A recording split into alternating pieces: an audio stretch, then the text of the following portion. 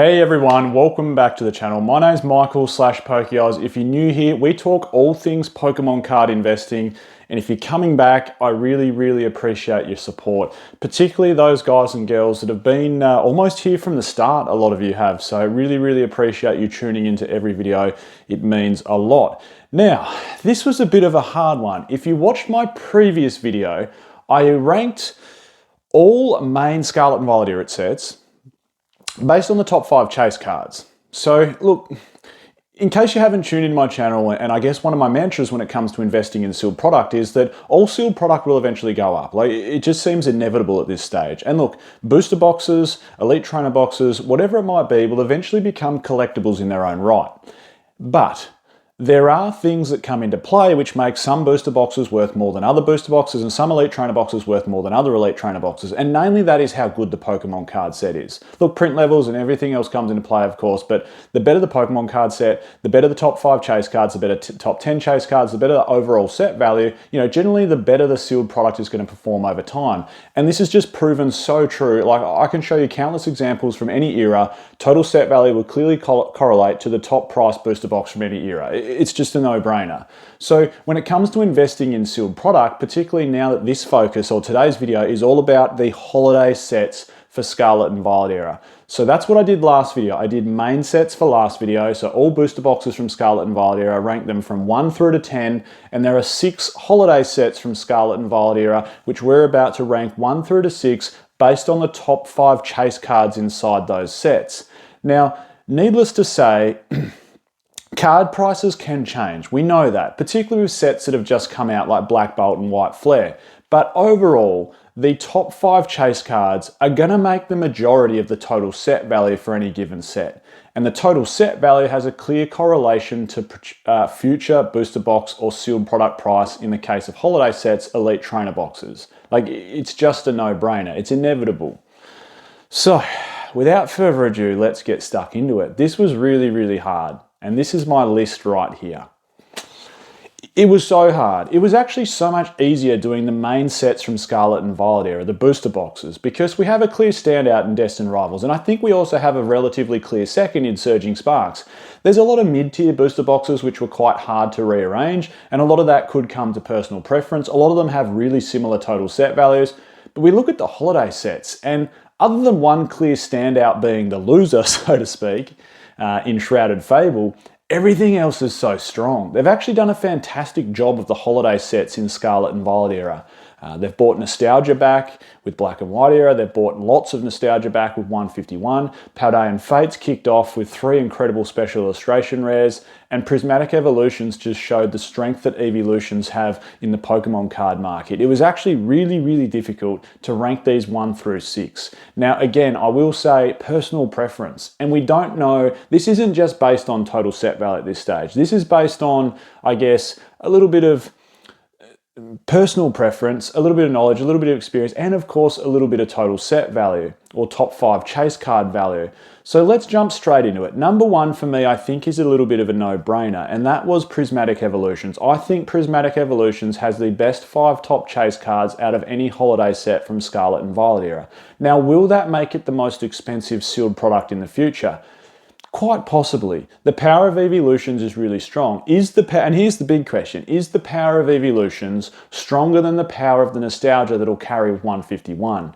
And at the moment, it doesn't seem that way. If we look at Pokemon Center Elite Trainer boxes for Prismatic Evolutions and 151, 151 is more expensive. Now, that could be for a range of reasons. A, it's a little bit older. B, people might like the promo inside there, the Snorlax that is, compared to the Eevee promo that comes in Prismatic Evolutions, and that might hold a stronger PSA 10 price. Look, there's lots of things that come into play there. It could just be the nostalgia bug and people jumping on board with that. But for me, I do think Prismatic Evolutions has the top 5 chase cards out of any holiday set in the whole Scarlet and Violet era.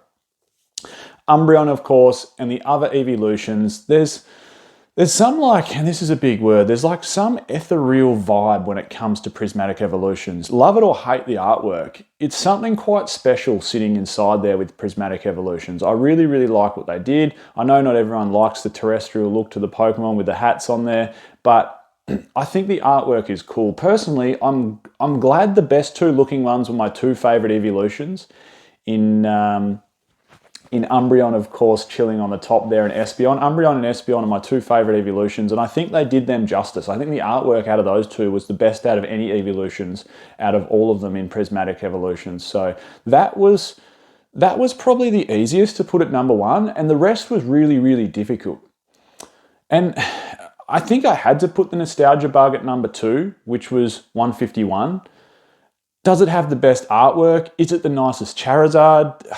All these questions come into my head, but I don't think we could escape putting it number two. It was such a fantastic idea from the Pokemon Company to reignite people's nostalgia and love for the game by throwing in 151. They did everything they could in Scarlet and Violet to keep people's demand for these cards up, and hasn't that proven true? Without any catastrophic global events like COVID, without any huge major influences like Logan Paul getting into the hobby, Scarlet and Violet has generated more hype for the Pokemon TCG than what we've ever seen before. And really that's the back of some really, really good strategizing and some really good marketing and some really good ideas thrown at sets when it comes to Scarlet and Violet. If you argue against that, I'm just going to say you're wrong, unfortunately. They've done a fantastic job to generate hype during this era and create this scarcity for the product that almost shouldn't exist. It's just, they've done a fantastic job. And I think that'll prove into the future when it comes to sealed prices. But the Charizard, love it or hate it, the Nexzard, as some people call it, is a pretty good looking Pokemon card, coupled with Blastoise, Venusaur. That Zapdos is a banger. My boy Alakazam, not getting any love at number five. We have the Charmander illustration rare in at number five, the fifth most expensive chase card from 151. I think I've got to rank that nostalgia at number two. Before we jump into number three, I just wanted to give a quick shout out. Today's video sponsor is, of course, the Collector app. There'll be a link in the description to download it. If you don't have it, I urge you to download it. If you do have it, please update it, because there's always updates coming through, like new set analytics. You can jump into the set analytics. You can also follow me down in the content creators section, but new set analytics come into play where we can see the top cards inside a set ranked from most expensive to least expensive. If you're a pro member, you can see the total value across time of those chase cards and sealed products. And the big one now is we can see total set value. This is awesome. This is a fantastic new feature where you can see total set value, and as an investor, this proves really, really important, because it is one of my mantras that the stronger the total set value for a set, meaning it has better hits, the better the sealed product's going to perform in the future. So that's really important that the Collector app has added that in. Again, link in the description to download that one. This is where it got tricky. 3, 4, and 5. I was shuffling these round, and it's really hard, and this is, I guess, where some experience comes into play. Black Bolt and White Flare have just come out, and prices for singles are really high when they've just come out. It was really difficult not to put this maybe at number 3 or number 4 and pump Paldean Fates down, but I also think there's something incredibly special about Bubble Mew. Is it going to be more special than the White Reshiram or the Black Zekrom, which have like this almost, homage to Phantom Forces, that White Dialga card being the only silver card ever made? Will they prove to have their place in history and outperform Bubble Mew? I mean, time will only tell us that. But at the moment, what we can say is Bubble Mew has etched itself as one of the main chase cards from the whole Scarlet and Violet era, coupled with the fact that arguably, in my opinion, the Charizard that comes in Paldean Fates is the nicest looking Charizard chase card we've got from the whole era. I prefer it over 151's Charizard. Sorry, 151 or Nexzard fans, but I do. And again, look, this is all personal opinion. Number 3 in there, that Gardevoir, is an absolutely beautiful card. It's a shame. Well, it's not a shame. Like baby shinies, we've got Pikachu and Charmander rounding out the top 5 chase cards, and you could go, oh, they're a bit nowhere, like they shouldn't be chase cards. But the baby shinies are cool. People will chase them. People will grade them. People like to have them as part of their collection. It's been around since Hidden Fates. We saw it again in Shining Fates, and now, of course, in Paldean Fates. This whole Fates thing, I imagine, will pull through to the next generation.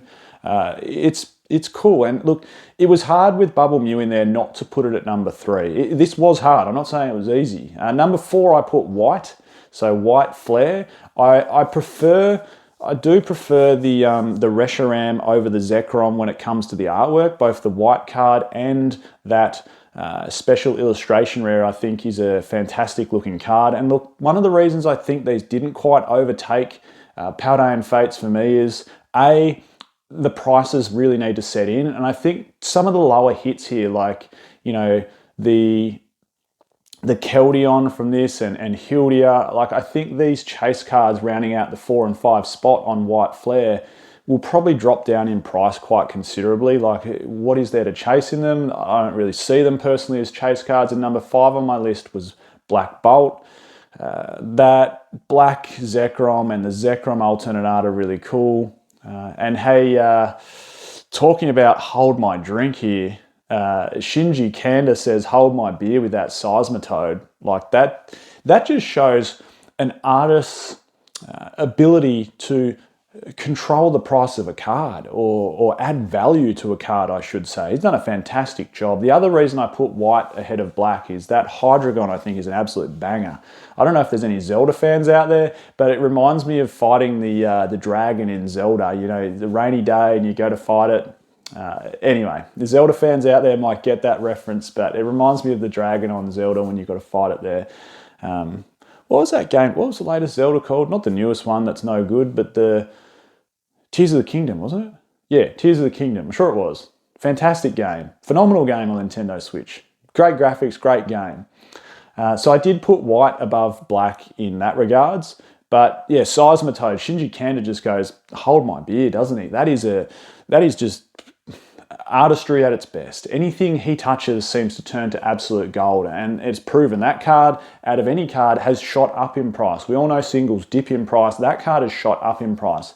And a clear 6th for me, unfortunately, holding up the rear was Shrouded Fable. We have 2 gold cards which are holding their price purely because of their playability and people wanting to bling out decks. The Persian has shot up. I did do a video, I remember, about 3 months ago when Persian was like $18, saying, hey, this will be a great buy, and I do see it going up, particularly with Team Rocket coming out soon, you know, in Destined Rivals.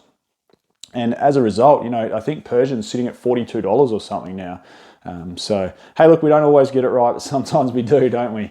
A little bit of nous comes into play at times. So there's my 6 holiday sets ranked from, you know, the best top 5 chase cards through to the worst. And look, I could be wrong here with black and white. Black and white and Paldean Fates and even 151 were hard to rearrange.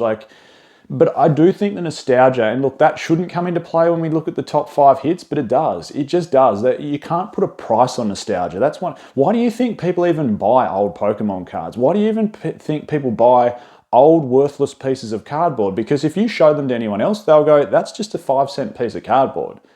It's the nostalgia and the memory and the collectability that's attached to them that adds value.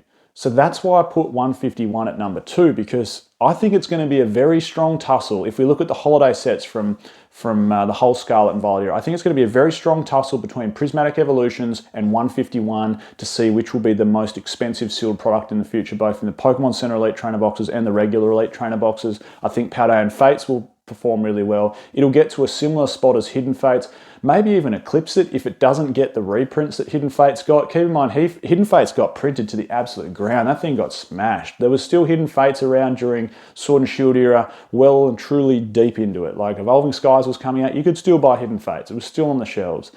Black and white, I think time will tell on those sets. It's a touch early. And Shrouded Fable is that is that easy pick to put at last. But having said that, just because something is hated at the start doesn't mean it's not going to be rare or expensive or collectible in the future. You know, probably one of the best arguments for this is Sun and Moon era when Dragon Majesty came out. You know, that was a holiday set, a relatively small holiday set. It didn't really have any chase cards. It was like, why do a dragon set and not put some absolute banger dragons inside there? It was just like they almost lucked out. But look at a Dragon Majesty Elite Trainer Box price now. So I'm not saying Shrouded Fable will never go up in price, because it will. But the stronger the chase cards inside a sealed product, the stronger it will perform. So there's my 6. I'm sure everyone has different opinions, which is perfectly fine. I'm sure some people will comment down below saying I've absolutely stuffed this list up, and that is also perfectly fine. But for my money, it's a tussle on a sealed product between I'd be buying up Prismatic and 151 as much as you can. They'll perform absolutely amazingly. I think White and Black and Paldean Fates will all perform pretty well as well. And Shrouded Fable will round out in the rear, but it will still perform over time and it will go up in value. I'm Michael, this is PokeOz. Catch everyone next time.